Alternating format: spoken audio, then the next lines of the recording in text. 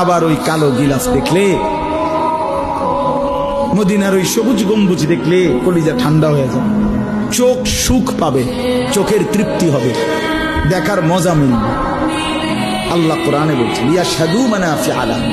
আল্লাহকে যদি জিজ্ঞেস করে বান্দা কেন আমি হজে যাব, আল্লাহ বলে আয়েশা দেখো, লিয়াশহাদু, সে যেন আয়েশা দেখে। আইসো বান্দা, আসো না আমার ঘরে, আসো, আমি দেখাবো কুদরতের কি পরিমাণ নিদর্শন।